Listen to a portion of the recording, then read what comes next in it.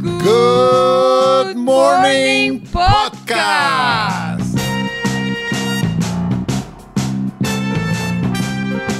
Un podcast en el que hablamos de podcast. Porque este nuevo medio nos encanta. Porque da voz a todo el mundo. Porque es un medio libre y se están haciendo. Y se van a hacer proyectos increíbles. Cada semana encontramos a una persona que tiene mucho que contar. Una voz que nos ayuda a entender El cómo y por qué una pequeña industria quiere hacerse grande. Yo soy Tommaso Prenucci, madrileño desde hace 30 años, pero aún con acento italiano.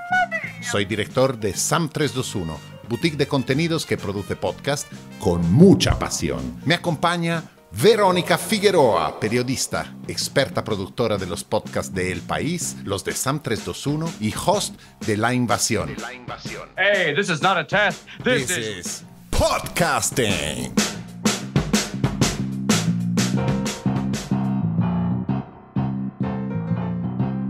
Tomaso, hoy Good Morning Podcast se llena de emoción porque tenemos con nosotros a una de las representantes de ese podcast que lo comenzó todo en español.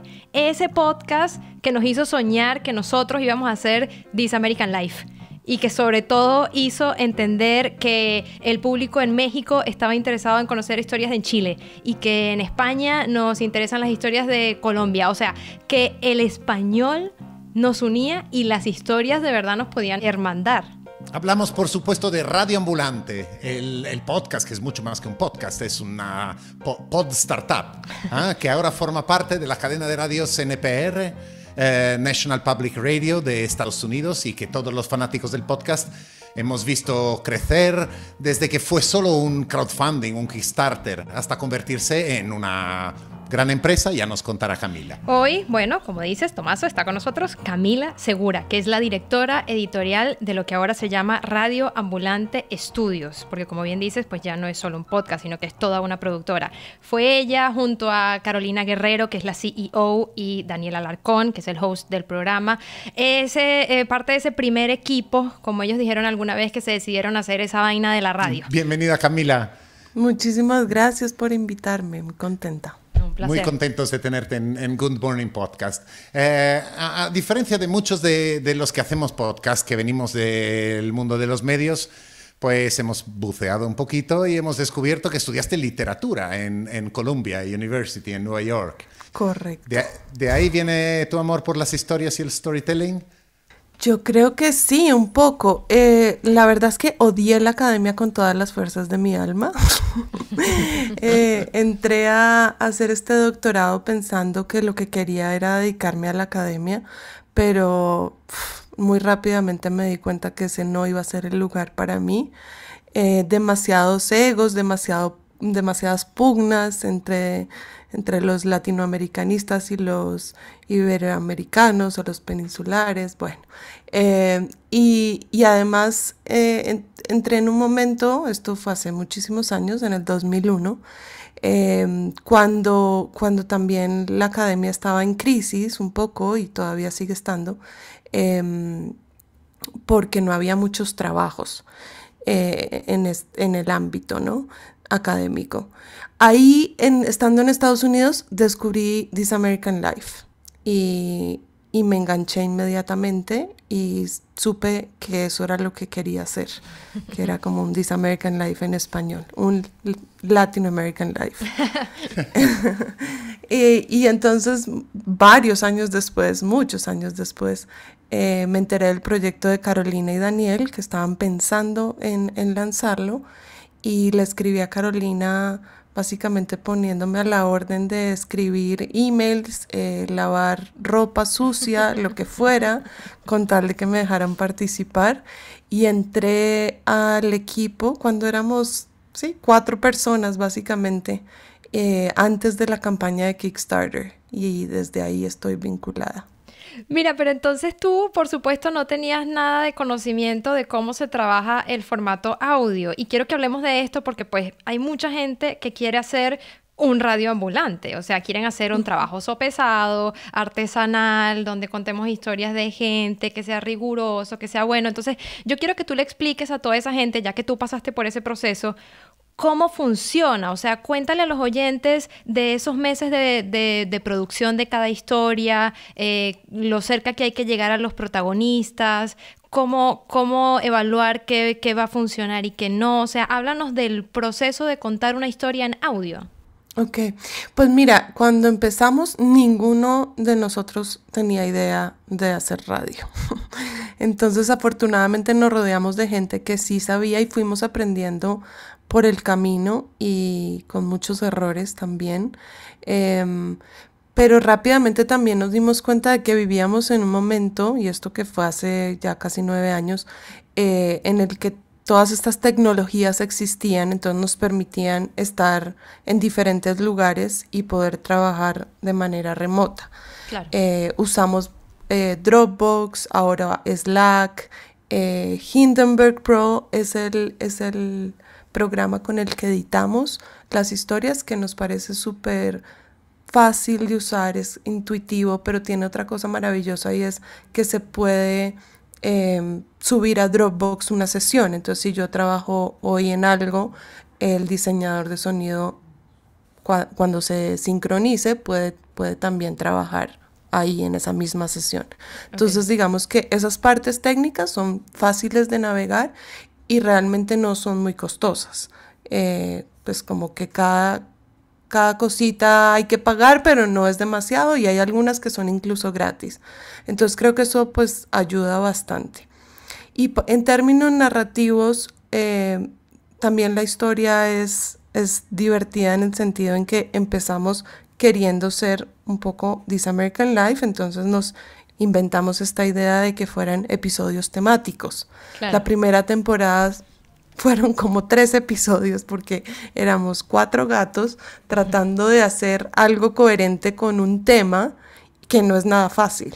Entonces hicimos como mudanzas, nombres, milagros, esos fueron los 3 primeros, pero nos sacábamos los ojos tratando de que coincidieran las historias con el tema. Nos dimos cuenta además que como éramos tan chiquitos solamente podíamos sacar episodios cada 3 meses, una cosa así. Entonces eso también no funcionaba porque a la gente pues se le olvida que existe Radio Ambulante si está saliendo cada 3 meses.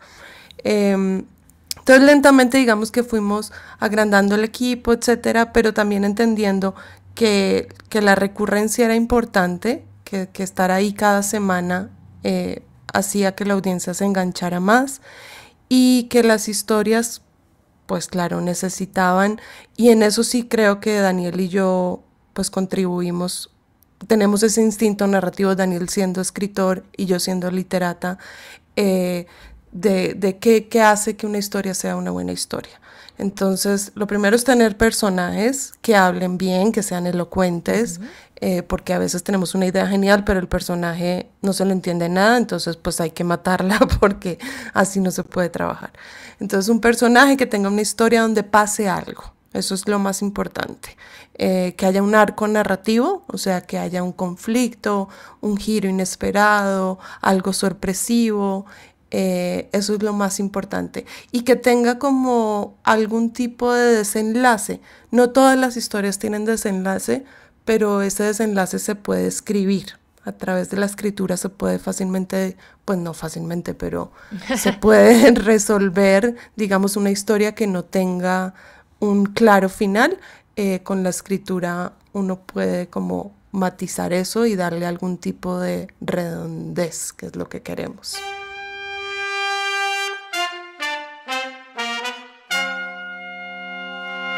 Ahora vuestras temporadas empiezan en septiembre y duran hasta mayo. Sí. Pues este año habéis publicado un episodio en julio.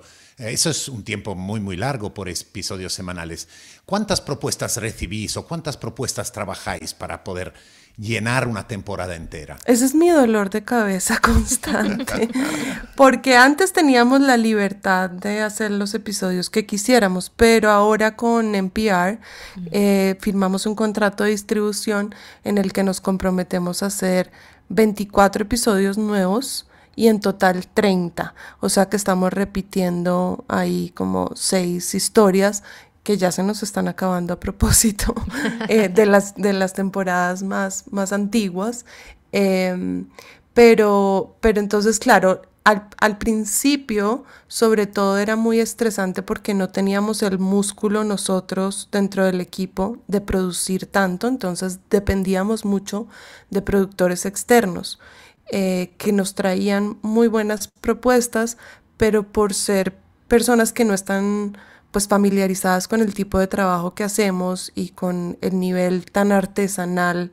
de lo que hacemos para cada historia, pues era demasiado demandante, ¿no? Entonces nos demorábamos mucho tiempo. Además, los productores externos pues en general son personas que tienen otros trabajos, entonces que no tienen tanta disponibilidad de tiempo, etcétera. Siempre igual seguimos trabajando con ellos, pero afortunadamente ahora tenemos un equipo interno de productores que facilitan tener 24 historias, digamos, listas, o que pueden ayudar a editar a productores externos que vienen con material y ellos ayudan como a escribir.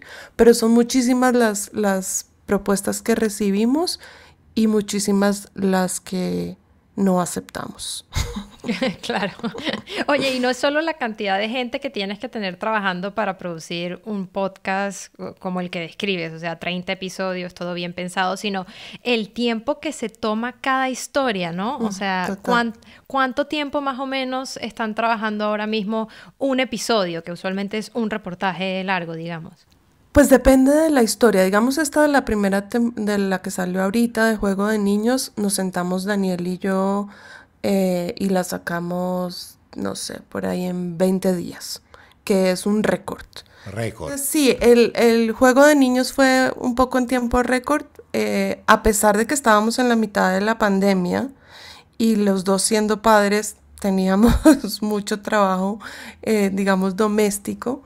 Pero fue una historia que salió relativamente fácil porque pues era un tema además en el que estábamos muy metidos Daniel y yo, siendo padres, nos identificábamos mucho con Lucy, entonces como que depende un poco de la historia. Hay historias que se han demorado 1 año y medio, historias mías, por ejemplo, no sé, una que tengo que se llama... ya no me acuerdo cómo se llama. Bueno, la mismísima. ¿Pero de qué En va? este pueblo no hay ladrones, que fue la Eso, primera que salió claro. en NPR. Claro. Esa historia me demoré mucho porque no conseguía al policía.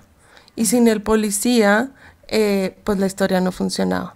Entonces me demoré demasiado tiempo tratando de convencerlo y de encontrarlo. Y finalmente se logró. Otras historias, digamos que se demoran más por el tema de fact-checking. Por ejemplo, el de la historia de Palacio de Justicia, que, o sea, es un tema súper difícil de corroborar, entonces fuimos muy detallados con eso, también nos demoramos, digamos, más tiempo de lo normal, pero hay otras historias que también hemos sacado en 1 semana, como la de Terremoto de México, que fue como... decimos en Radio Ambulante, pongámonos en terremoto mode, porque todos metimos la mano y en 1 semana salió algo que fue bonito, emotivo, tenía una historia adentro, porque teníamos a Andrés Aspiri, que es nuestro diseñador de sonido que está en México, y él encontró una historia que tenía un arco. Entonces como que depende de cada historia, pero yo diría que en promedio lo mínimo que nos demoramos son 3 meses. Wow. Sí. 3 meses multiplicado 24. Es que hacemos muchísimas versiones de los guiones. Hay muy pocos guiones que sean 1 o 2 versiones. Eso casi nunca pasa. Pero en general hay historias. La de ahorita de Sandra, Sandra, tuvo 8 versiones. ¿8 versiones de guión o 8 versiones de grabación? 8 versiones de guión. Esta era mi duda también. ¿Es una versión de guión o una versión de ya lo hemos editado, estoy escuchando y resulta que me parece mejor el final al principio? No, nosotros trabajamos sobre todo escrito, o sea, en el guión, pero siempre oyendo el audio, ¿no? Claro. Yo siempre trabajamos con el clip cortado, entonces a mí lo que hacen los productores es que me pasan una versión de guión y yo voy oyendo los selects, como lo que llamamos los actos, que son los pedacitos de entrevista, y voy viendo si funciona o no, si se entiende, si está muy largo, si cortamos aquí y allá. Y con Sandra teníamos pues muchos retos porque la protagonista no puede hablar. Entonces era muy difícil contar una historia y además con todos los términos legales y lo que significaba ser una persona no humana, etcétera. Como que cada historia trae sus retos y entonces depende un poco de eso, pero son muchas las versiones de guiones que hacemos. Y ahora, una breve pausa promocional. Volvemos en unos segundos.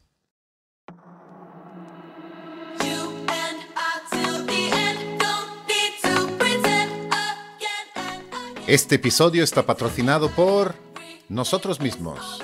Pero si quieres que tu empresa, servicio o producto sea reseñado con nuestras voces, no dudes en contactarnos.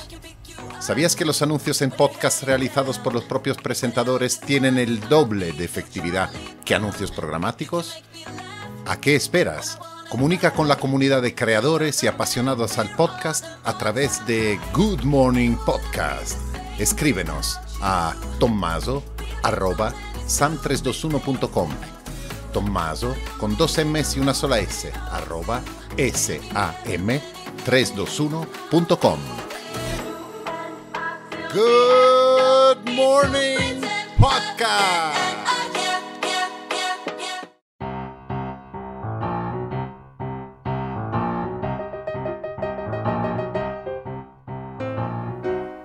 Entonces, ¿el proceso por dónde empieza? Por una historia. Imaginemos que hay una historia y hay una historia muy bonita. Y cuando empezáis a trabajar, ¿cómo repartís el trabajo entre todo el equipo?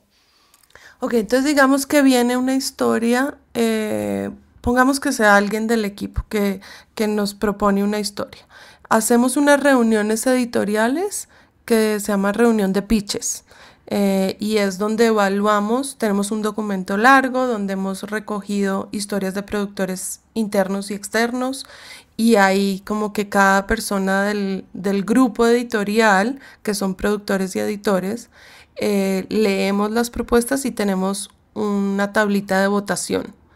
Y cada uno vota y después nos reunimos y discutimos entre todos las historias y ahí digamos que aceptamos o rechazamos o decimos nos interesa pero queremos saber más, entonces investigamos más, le preguntamos al productor, etc.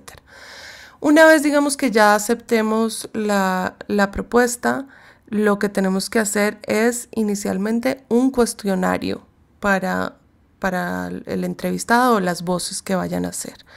Ese cuestionario por lo menos lo miro yo y el productor y añadimos muchas preguntas, editamos también el cuestionario. Las entrevistas son en general largas, duran por lo menos 1 hora, 2 horas. Yo he hecho entrevistas de 4 horas, porque son obviamente entrevistas muy detalladas, donde uno está tratando de sacar cada escena, cada descripción, etc. Entonces son bastante largas.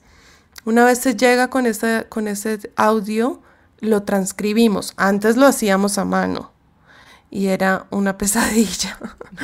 Hoy en día, afortunadamente, ya existen programas de transcripción que no son los mejores en español, pero por lo menos hacen un gran trabajo de limpiar un 80%. ¿Y cuál usáis vosotros?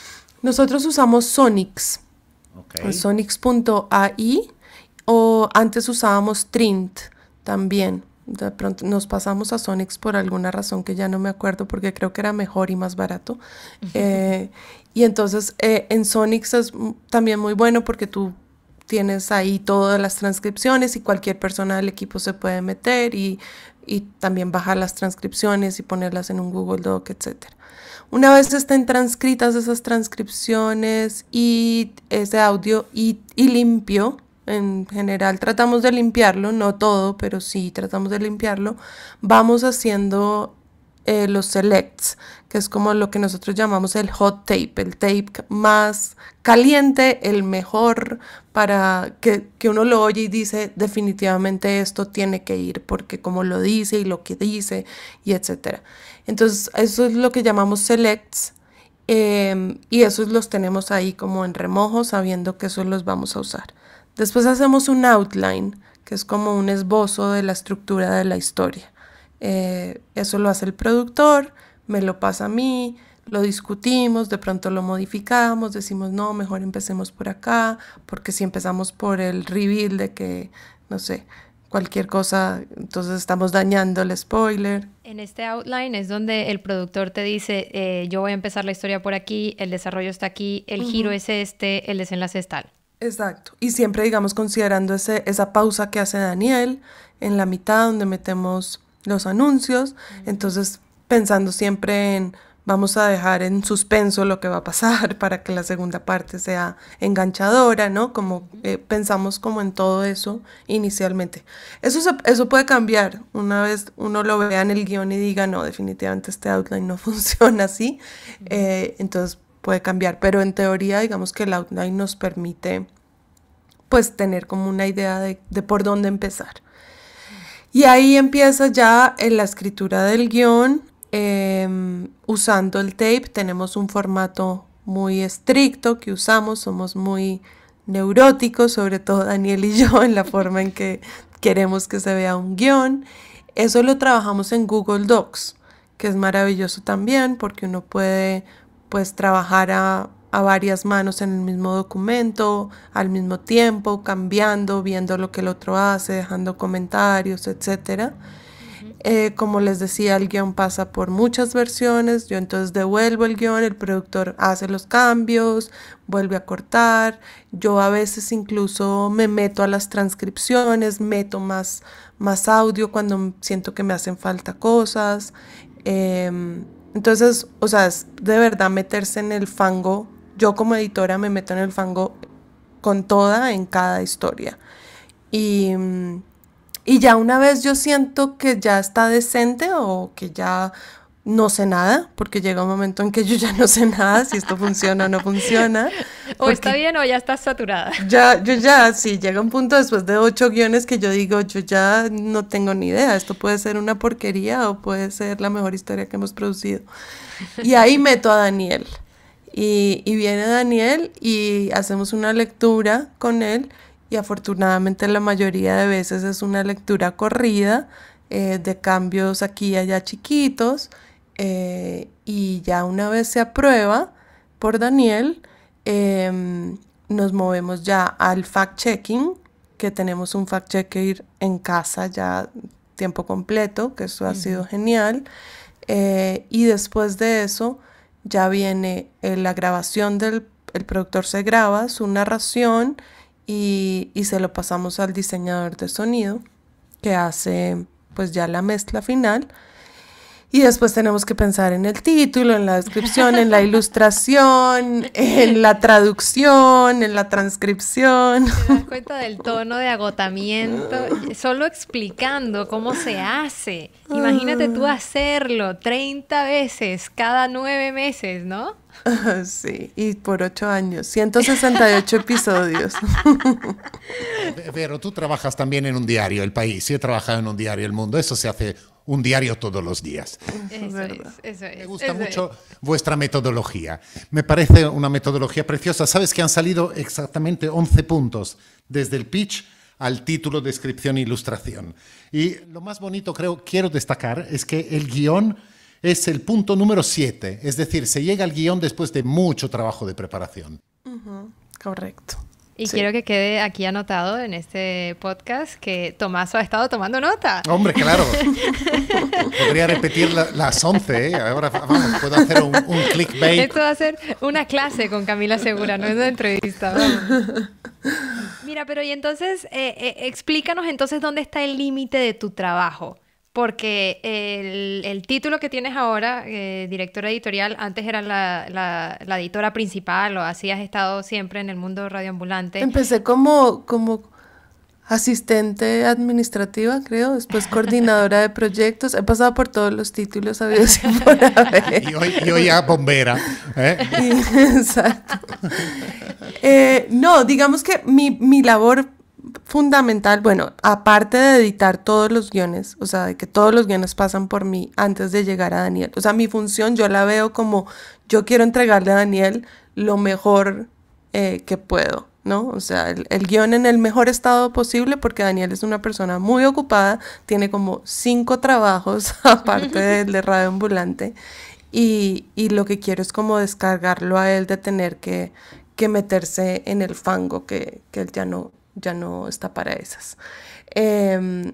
Pero digamos que aparte de eso, mi labor es, yo le digo que básicamente es arriar, porque yo todo el tiempo estoy presionando a todos los productores externos e internos a que avancemos, ¿no?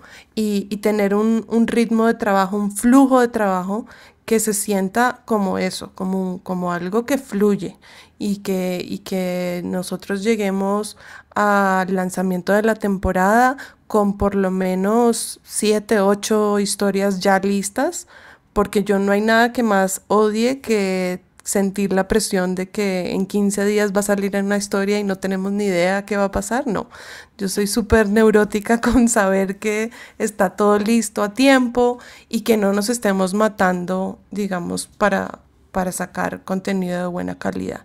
Entonces yo me encargo mucho como de eso, del flujo de editorial, que pase por todos los pasos, y también pienso mucho en cómo curar una temporada. Entonces, esta específicamente que estamos empezando, la hemos pensado de una forma en que sea historias en general ligeras, que no nos agobien más de lo que ya estamos por la pandemia.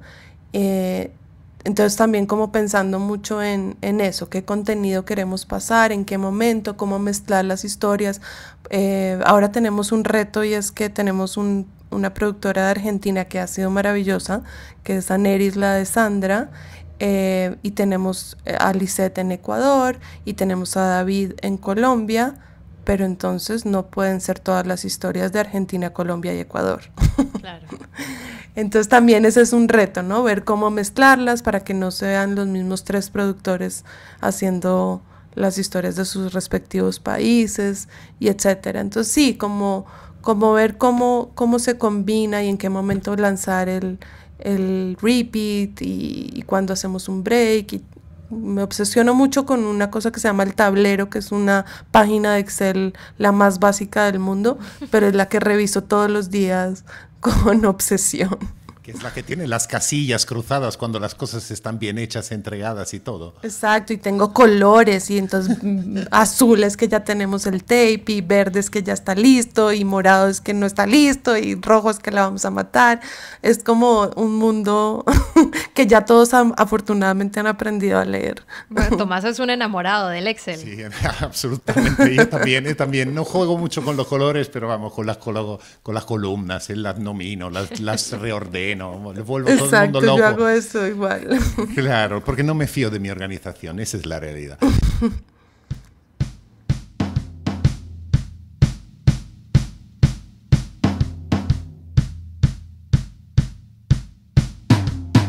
Camila, habéis conseguido algo bastante increíble, visto desde aquí, desde Europa, hacer que Latinoamérica, o en general el mundo hispanohablante, Latinoamérica, España también, etcétera, etcétera, tengan interés en Estados Unidos. ¿Cuál es el milagro? ¿Cuál es la clave? Pues no siempre, nosotros desde que empezamos este proyecto consideramos que Estados Unidos es otro país de Latinoamérica. O sea, creemos que de verdad hay tantos latinos y latinoamericanos viviendo en Estados Unidos. La población que habla español en Estados Unidos es más de 55 millones de personas. Entonces, eso también ha sido fundamental. Y también el hecho de que pues Daniel y Carolina viven en Nueva York, formamos parte de la radio pública nacional estadounidense, que somos el único podcast en español que tiene NPR. Entonces, eso ha sido también fundamental, ¿no? Seguir contando historias de latinos en Estados Unidos, y que la gente que nos oye allá también se conecte con la región que dejó, ¿no? Que es Latinoamérica. Oye, y hablando de su unión a la NPR, desde fuera se vio como un punto de inflexión. O sea, después de que Radio Ambulante entró en NPR, ahora son una productora, ya no es solo un podcast. Está el otro podcast que sacaron ya hace unos meses y que tiene muchísimo éxito también, que es El Hilo. Tienen Radio Ambulante Escuela, la aplicación para aprender español Lupa. Entonces, cuéntanos ¿qué es Radio Ambulante hoy? ¿Son solo estos 3 proyectos que además ya son suficientemente diferentes entre sí o están creando más cosas? O sea, ¿qué hay ahí?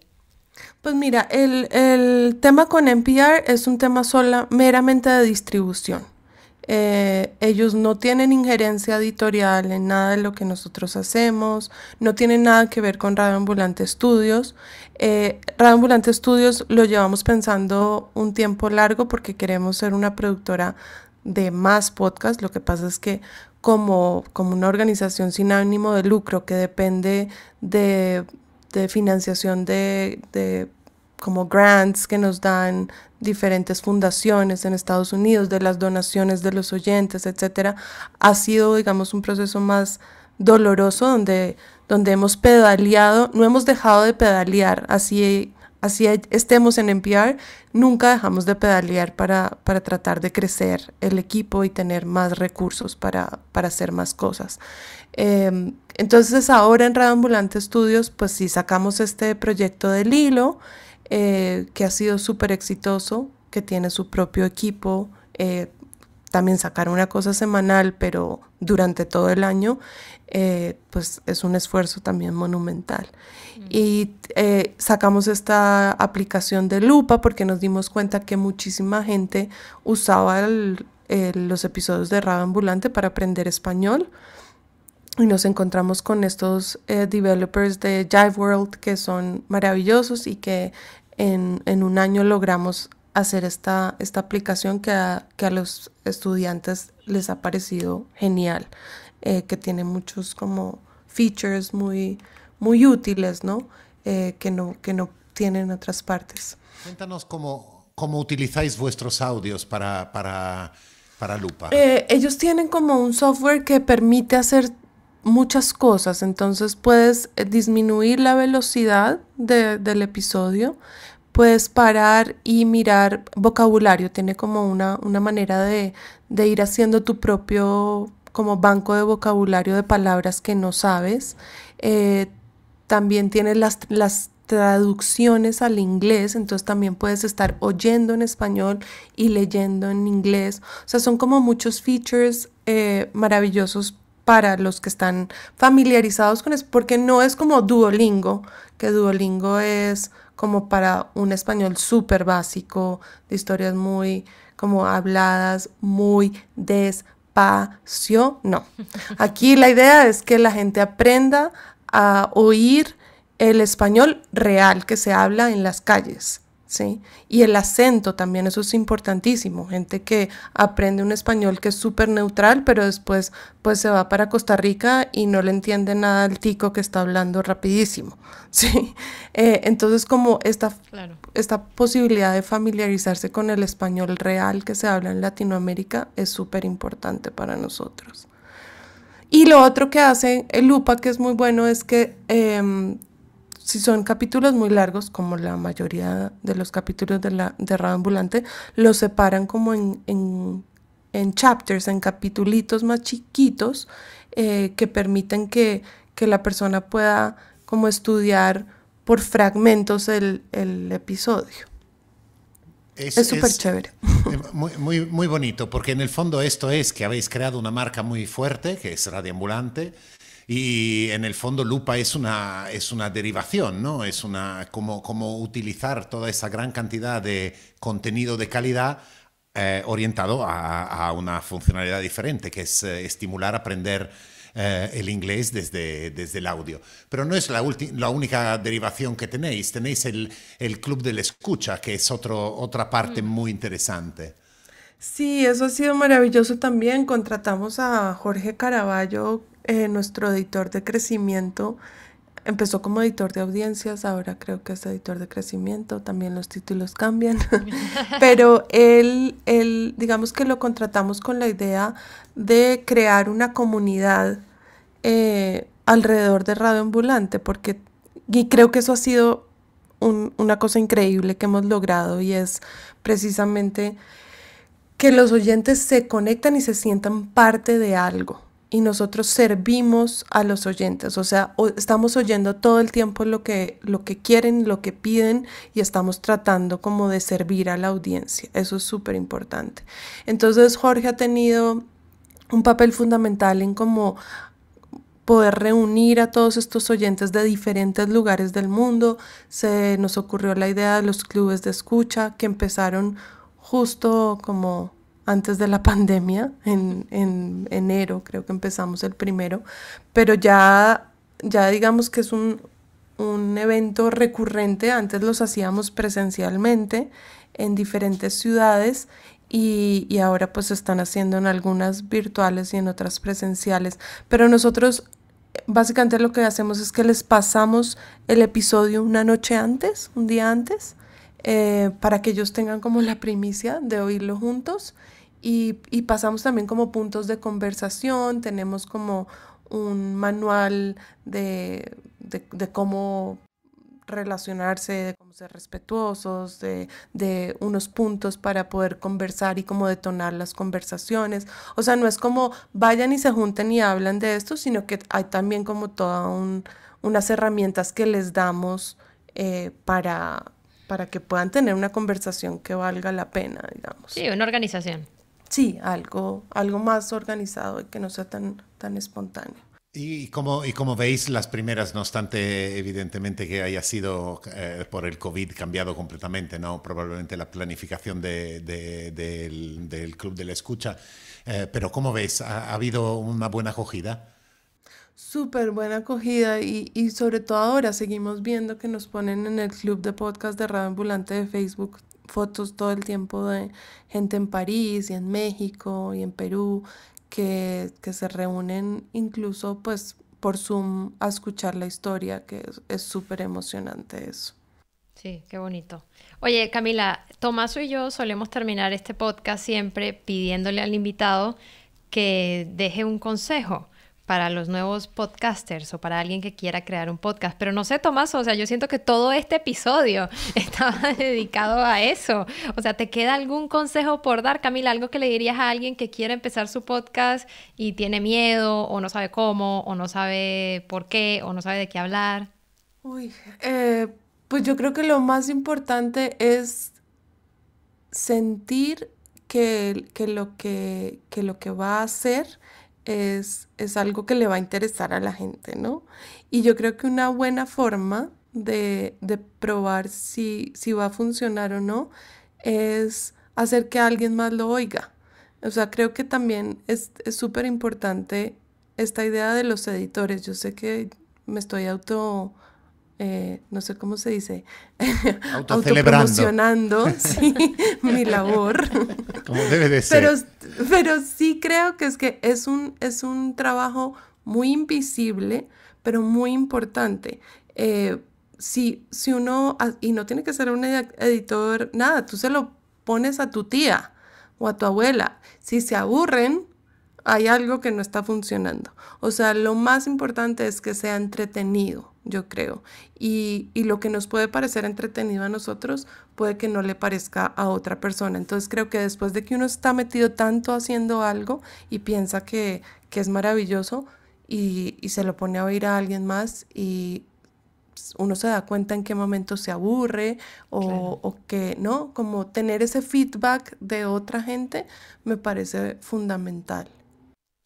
Bueno, esta es Camila Segura, que es la directora editorial de Radio Ambulante Estudios. Por favor, escuchen Radio Ambulante, es de los mejores podcasts y de los más escuchados que hay en español. También pueden escuchar El Hilo, pueden meterse a su página web radioambulante.org y ahí tienen toda la información de la aplicación que estábamos hablando, de La Lupa, o también de Radio Ambulante, de la escuela de Radio Ambulante, si quieren aprender. Además, ahí hay un montón de información sobre cómo hacer podcast también. Camila, mil gracias por estar hoy con nosotros aquí en Good Morning Podcast, ha sido un placer. Muchísimas gracias a ustedes por invitarme. Muchas gracias, Camila. ¿Habéis escuchado Good Morning Podcast? un proyecto de SAM 321 presentado por Verónica Figueroa y Tommaso Prenucci. Música y edición David Alonso, alonsogarzón.es. Cada semana un nuevo podcast sobre podcasts. Y si os ha gustado, compartidlo.